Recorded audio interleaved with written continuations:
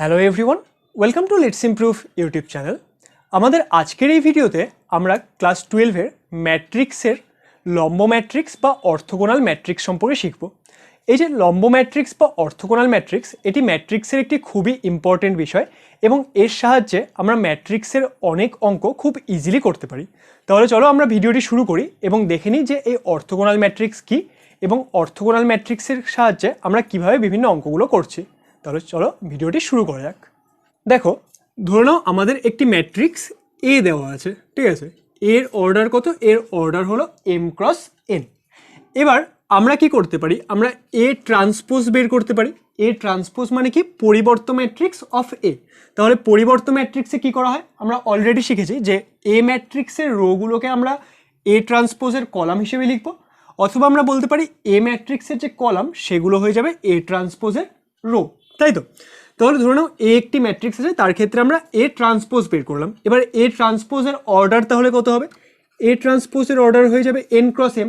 কারণ কি? আমরা এ ম্যাট্রিক্সটা ছিল তার রোগুলোকে কলামে লিখেছি বা কলামগুলোকে রোতে লিখেছি। এরকম একটি এক্সাম্পল ধরে নাও এ একটি ম্যাট্রিক্স আছে 1 2 3 4 5 6 7 8 9 10 11 12 এরকম একটি ম্যাট্রিক্স আছে, এটা হলো এ ম্যাট্রিক্স। এর অর্ডার কত? আমরা দেখতেই পাচ্ছি এখানে 3টে রো আছে এবং 4টে কলাম, তাহলে এর অর্ডার হলো 3 ক্রস 4, তাই তো?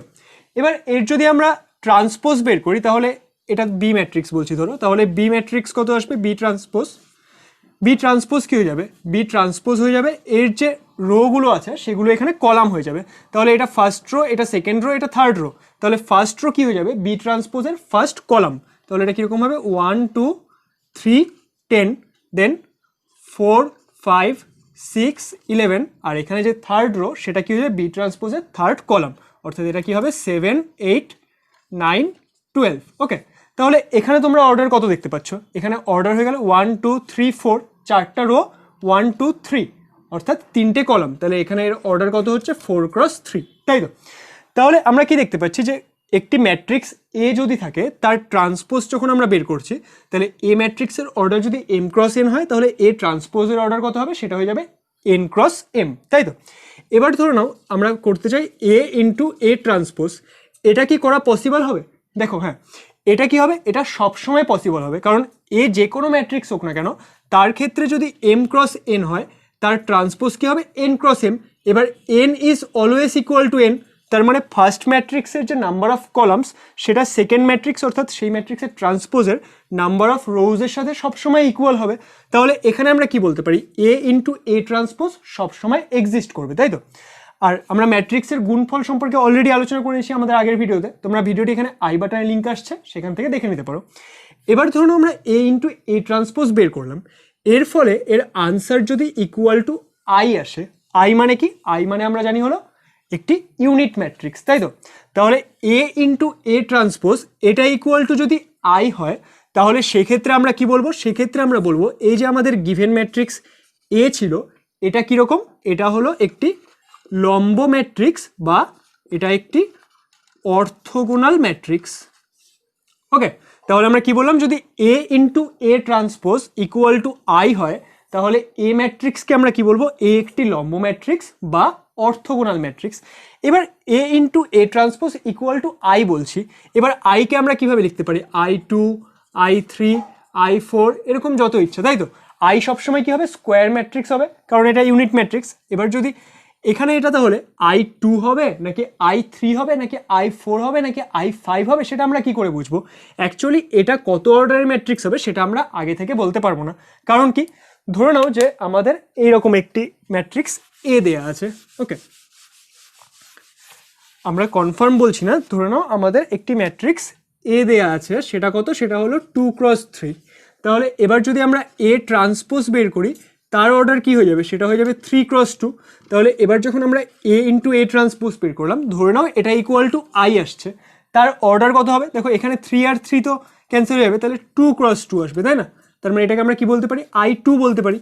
এবার কখনো যদি এ ম্যাট্রিক্স এরকম থাকতো যে 3 ক্রস 4, আর তাহলে এ ট্রান্সপোজ কত হয়ে যেত? এ ট্রান্সপোজ হয়ে যেত 4 ক্রস 3, তাই তো?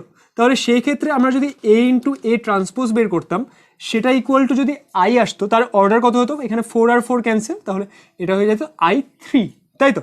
তাহলে দেখো আমরা কি দেখতে পাচ্ছি যে এই এ ইন্টু এ ট্রান্সপোজ এই ম্যাট্রিক্সের ওপর ডিপেন্ড করে যে কোনো অর্ডার হতে পারে, তাহলে সেটা আমাদের ফোকাসের বিষয় নয়। আমাদের ফোকাসের বিষয় কি যে এ ইন্টু এ ট্রান্সপোজ আই আসছে কিনা, যে কোনো অর্ডারে আসুক, জাস্ট ইউনিট ম্যাট্রিক্স যদি আসে তাহলে আমরা এই এ ম্যাট্রিক্সকে কি বলবো, আমরা এ ম্যাট্রিক্সকে বলবো একটি অর্থোগোনাল ম্যাট্রিক্স বা লম্ব ম্যাট্রিক্স। ওকে, তাহলে আই হোপ যে তোমরা বুঝলে অর্থোগোনাল বা লম্ব ম্যাট্রিক্স কি। এরপর চলো আমরা একটি এক্সাম্পল নিই এবং তার সাহায্যে এই বিষয়টিকে আরও ক্লিয়ার করার চেষ্টা করি। দেখো তাহলে আমাদের এখানে একটি কোয়েশ্চেন দেওয়া আছে, এখানে কি আছে, এ একটি ম্যাট্রিক্স দেওয়া আছে, সেটা ইকুয়াল টু কত, 1/3 -1 2 -2 -2 1 2 2 2 1। কি বলা হয়েছে, show that a is orthogonal. তার মানে আমাকে কী করতে হবে, দেখাতে হবে যে এ ম্যাট্রিক্স কীরকম। এ ম্যাট্রিক্স হলো একটি লম্ব ম্যাট্রিক্স বা অর্থোগোনাল ম্যাট্রিক্স। তাহলে আমাদের যদি অর্থোগোনাল ম্যাট্রিক্স দেখাতে হয় তাহলে আমাদের কি করতে হয়, ফার্স্ট অফ অল আমাদের এ ট্রান্সপোজ প্রয়োজন, কারণ আমরা এ ইন্টু এ ট্রান্সপোজ করবো এবং চেক করবো সেটা ইকুয়াল টু আই আসছে কিনা। তাহলে আমরা ফার্স্টে কি দরকার, ফার্স্টে দরকার হলো এ ট্রান্সপোজ, তাই তো। তাহলে এ যদি এই ম্যাট্রিক্সটি হয় তাহলে এ ট্রান্সপোজ কত হয়ে যাবে, এখানে 1/3 থাকবে, কারণ 1/3 কি, সেটা একটি স্কেলার, তাই তো। এবার স্কেলার দিয়ে যদি মাল্টিপ্লাই করি প্রত্যেকের সঙ্গে মাল্টিপ্লাই হবে, তাহলে সেটা আমাদের কোনো এ ট্রান্সপোজে এফেক্ট করবে না। তাহলে 1/3 থাকছে। এবার এ ট্রান্সপোজ কী করে বের করবো, এর যে রোগুলো তাদেরকে আমরা এখানে কলাম হিসেবে লিখবো। তাহলে ফার্স্ট রো কি, -1 2 -2, তাহলে এটা কি হয়ে যাবে, ফার্স্ট কলাম -1 2 -2। দেন এটা সেকেন্ড রো, এটা তাহলে এখানে কি হয়ে যাবে, সেকেন্ড কলাম, তাহলে -2 1 2।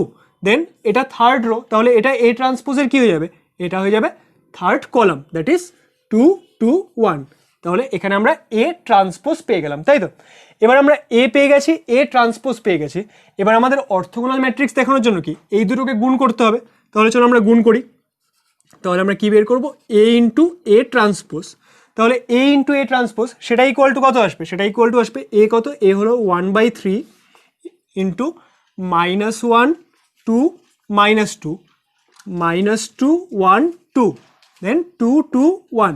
এটা হলো আমাদের এ ইন্টু কত, এ ট্রান্সপোজ, তার ভ্যালু কত, 1/3 ইন্টু -1 -2 2 দেন 2 1 2 2 1 2, তারপর কত, -2 2 1 -2 2 1। তাহলে এটা হয়ে গেল ইন্টু এ ট্রান্সপোজ। তাহলে এবার আমাদের এটা মাল্টিপ্লাই করতে হবে, এটা মাল্টিপ্লাই করে কত আসছে সেটা আমরা ওপরে লিখছি। হ্যাঁ, তাহলে এগুলো আমরা মুছে দিচ্ছি।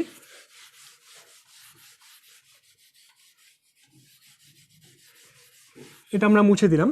দেখো এখানে কি চলে আসবে, বা এ ইন্টু এ ট্রান্সপোজ সেটা ইকুয়াল টু কী হবে, দেখো 1/3 ইন্টু 1/3, এই দুটো কি দুজনের সঙ্গে স্কেলার মাল্টিপ্লাই, তাহলে এই দুটোকে ফার্স্টে আমরা মাল্টিপ্লাই করে লিখে দিচ্ছি 1/9। ওকে, ইন্টু এবার কি আসবে, একটি ম্যাট্রিক্স আসবে, সেটা কত, এটা কি R1 R2 R3 C1 C2 C3, তাহলে R1 C1, তাহলে কি আসছে -1 ইন্টু -1 দ্যাট ইজ 1, তারপর 2 ইন্টু 2 প্লাস 4, তারপর 2 ইন্টু -2 ইন্টু -2, তার মানে +4।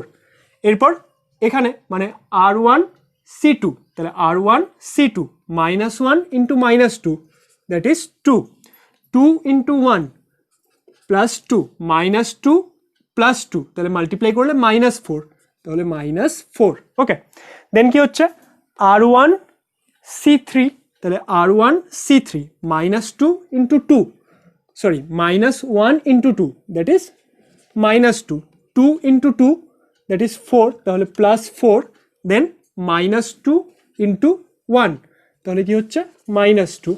ওকে, নেক্সট আমরা কি করবো এখানে, নেক্সট এটা কত পজিশন, এটা হলো R2 C1, তাহলে R2 C1, তাহলে -2 ইন্টু -1 দ্যাট ইজ 2, 1 ইন্টু 2 তার মানে +2, 2 ইন্টু -2 তার মানে -4। ওকে, এটা চলে আসলো। নেক্সট কি হচ্ছে R2 C2, তাহলে -2 ইন্টু -2 কত হবে, এটা 4, 1 ইন্টু 1 তাহলে +1, তারপর 2 into 2 +4। Okay, next -2 into 2 that is -4, 1 into 2 that is +2, then 2 into 1 এটাও +2। ওকে, তাহলে এবার আমরা দেখি এখানে জাস্ট থার্ড রো লেখা বাকি, এটাও চলো লিখে নিই। তাহলে R3C1 R3C1 2 into -1 -2, 2 into 2 +4, 1 into -2 -2। ওকে, দেন R3C2 2 ইন্টু -2 কত হয়ে যাচ্ছে -4, তারপর 2 ইন্টু 1 এটা কত, এটা হয়ে গেল +2, দেন 1 ইন্টু 2 এটাও +2। ফাইনালি আমাদের এটা কত পজিশন, এটা হলো R3C3, that is R3 into C3, তাই তো? তাহলে 2 ইন্টু 2 এটা 4 প্লাস 2 ইন্টু 2 4 প্লাস 1 ইন্টু 1 1। ওকে, তাহলে এবার আমরা এটা ক্যালকুলেট করি। আমাদের তো এটার আর কোনো প্রয়োজন নেই, এটা আমরা মুছে দিচ্ছি। ওকে, তাহলে এটা মুছে দিচ্ছি। দেখো এখানে কি চলে আসবে এবার, এটা ইকুয়াল টু আমরা কি লিখতে পারি, এটা equal to 1/9 as it is থাকছে।